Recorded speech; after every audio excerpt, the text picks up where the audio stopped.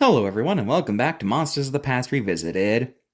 You know what they say, it's not easy being green. I can't do a Kermit voice. And to that I have to say, is it really? Would being green really impact your life all that much? Is it hard being green? Is that what you're implying? Huh? Anyway, let's just get to today's topic. For the longest time, most of life on Earth was aquatic, mostly because, well, there pretty much was no reason to go on land. But then, plants started spreading to the land, and in turn that led to some arthropods deciding to head up there as well. Okay, so now there was a reason to go on land. That pretty much became the goal for a lot of sea life, especially fish. As the eons passed on, fish started to test the waters of land, and eventually they could start to crawl up there for a short time, and eventually, they could even start to breathe up there, and eventually, that resulted in amphibians. Amphibians were really the first vertebrates able to survive on the surface, capable of moving just as well on the land as in the water. But amphibians do have one major weakness, and that is that they have a slime coat that they have to keep moist or else they'll dry out and die. And they have to return to the water to have babies, as their eggs need water to survive. And of course, their babies are fully aquatic, only getting land legs as they age. Actually, side note, why do we say land legs? Obviously you need legs to be on land, so... whatever, I'm thinking too much about it.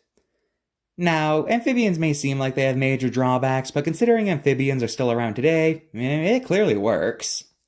When you think of ancient amphibians, you probably think of strange salamander-like creatures. Well, that's where you're wrong, because they're not actually salamanders. And in fact, despite the title of this video, most of them aren't really true amphibians, but rather prototype amphibians, let's say. And the most well-known of these creatures was Ichthyostega, or the fish roof, which lived in Greenland. You've probably seen these guys on evolution charts, as, the guys who pull themselves out of water and take their first steps onto land.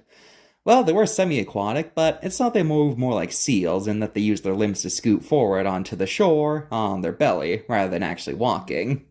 Now, these giant knot salamanders were a common sight for the longest time, and really, for a time, amphibians were the dominant species on land. And they were thought to be pretty fearsome predators too, as many of them, especially the Temnospile order, evolved into crocodile-like hunters that would have been able to drag any animal they could fit into their mouths into the water and devour them. During the Carboniferous and early Permian, temnospotyle amphibians were quite a common sight, and some took on weird shapes, like the boomerang-headed Diplocalus, double stock. Now, why they had a head like this? It's still a mystery, but they definitely looked cool.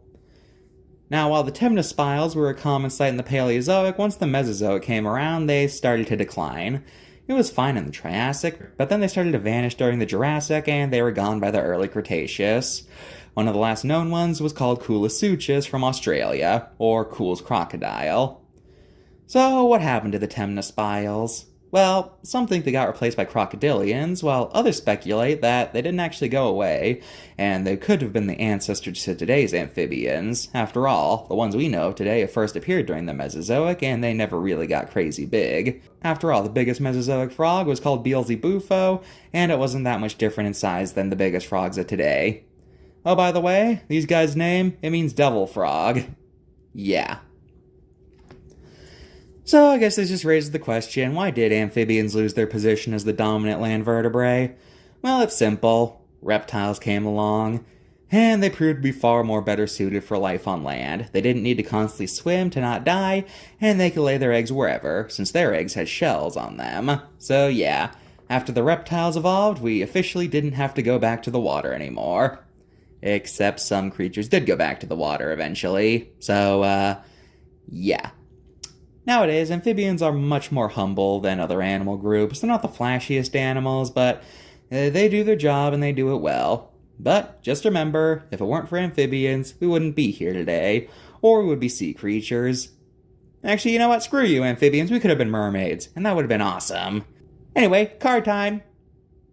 Alright, for Diplocalus, its location is dated. They've also been found in Africa now, so not just the US. And it also says that they in particular are ancestors of salamanders, when that's a pretty big no-no to declare something the ancestor of something else. 8 out of 10. Now, for Ichthyostega, it only lists one species. 9 out of 10. Well, that's Amphibians for ya. Join me next time when I do... Actually, I'm kind of stumped how to approach next time. Do you guys think I should just talk about all giant theropods in one video? Or how should I do this? I mean, not all giant theropods. I mean, Spinosaurus have enough for their own video, but... yeah, I'm probably just going to talk about all giant theropods in one video, so look forward to that. See you guys next time. Goodbye.